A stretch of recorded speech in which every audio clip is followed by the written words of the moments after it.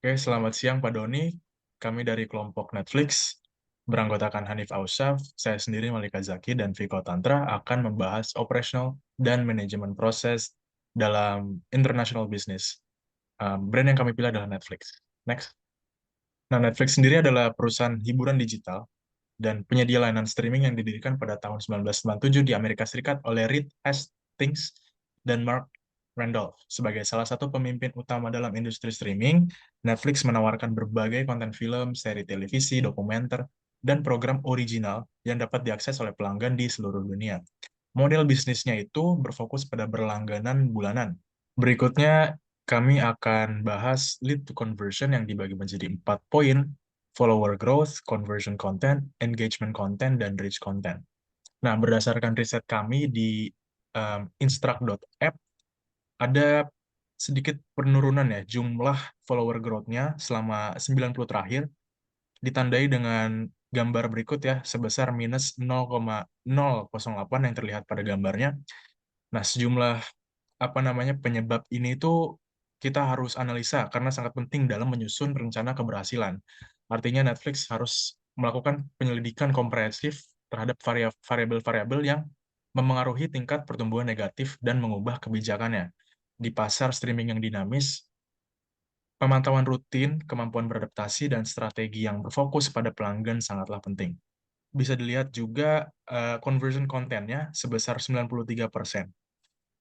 Dengan tingkat conversion yang tinggi ini, artinya Netflix mungkin berhasil menarik pelanggan dan membujuk mereka untuk mendaftar ke layanan mereka. Selanjutnya, bisa dilihat ada engagement content.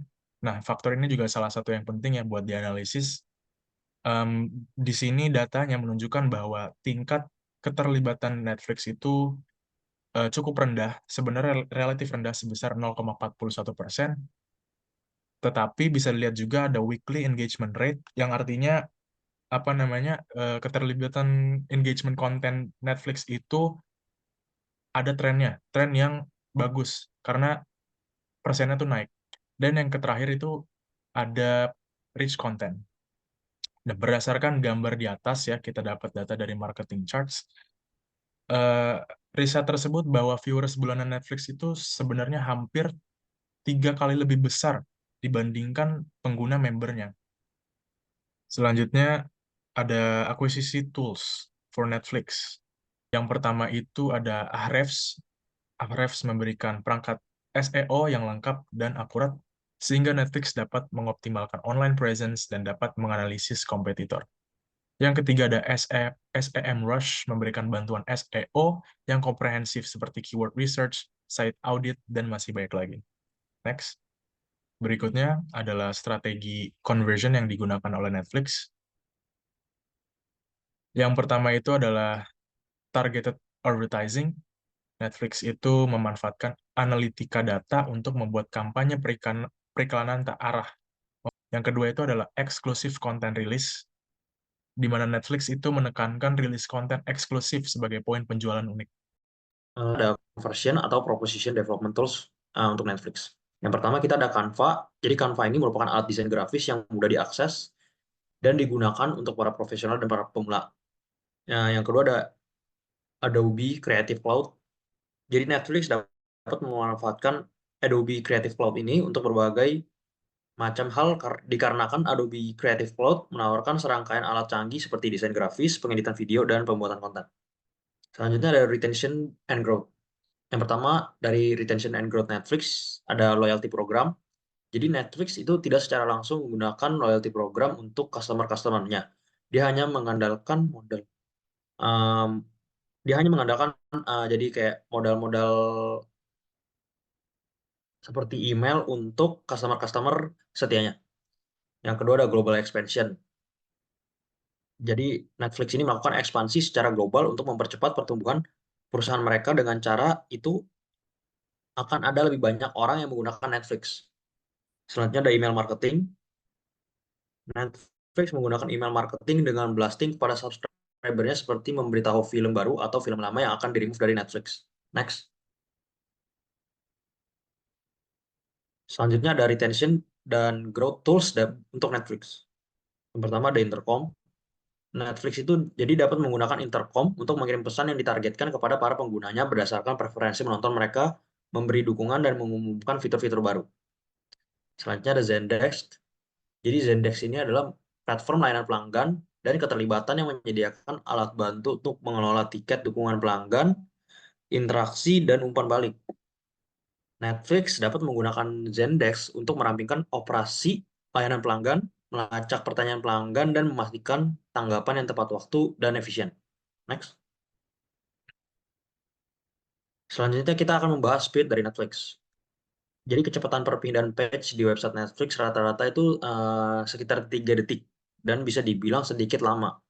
Namun urutan tampilan perubahannya yang bagus sehingga walaupun sedikit lama, orang-orang tetap melihat visualnya yang bagus.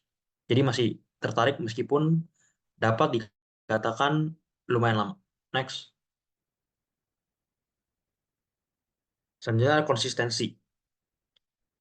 Dapat kita lihat dari data di atas,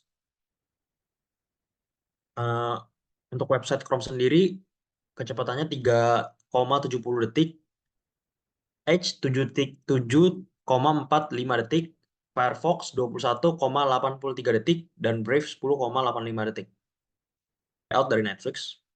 Layout dari Netflix ini terbilang sudah sangat bagus dan sangat menarik serta mudah dalam melihat isi kontennya. Karena mereka sudah melakukan mapping pada setiap bagian film. Misalnya seperti film action dan romance sudah mereka kelompokkan sendiri sehingga mudah untuk dilihat dan diakses. Next. Selanjutnya ada kelebihan dari Netflix. Yang pertama ada banner yang dinamis. Selanjutnya ada content browse. Yang terakhir ada personalisasi yang kuat. Selanjutnya ada segi branding. Jadi branding yang dilakukan Netflix memiliki ciri khas yang mudah diingat orang dengan ciri khas huruf N-nya, yaitu yang merahnya, dan juga dari suara sebelum dimulai film. Sehingga dengan itu, dengan mudah orang dapat mengingatnya dan menjadikannya sebuah ciri khas dari Netflix tersebut. Selanjutnya ada navigation. Jadi navigation Netflix memiliki yang terpusat dan jelas dengan menu utama di bagian atas halaman yang memudahkan pengguna untuk mengakses berbagai fitur termasuk kategori konten, pencarian, dan akun pengguna mereka. Selanjutnya, teknologi yang digunakan Netflix. Jadi, teknologi yang digunakan Netflix adalah berupa AI. Jadi, untuk melakukan optimisasi pada preferensi penonton Netflix dan pada genre yang sebelumnya dia tonton, sehingga preferensi pada film-film selanjutnya yang dia akan tonton akan mirip dengan genre-genre yang sebelumnya. Sehingga membuat para penonton Netflix akan selalu merasa terspesialkan dan akan menonton Netflix secara terus-menerus. Selain itu, mereka juga menggunakan AI untuk blasting informasi kepada penonton dan pelanggan mereka yang berisikan informasi seperti film sejenis dengan genre-genre yang mereka tonton sebelumnya.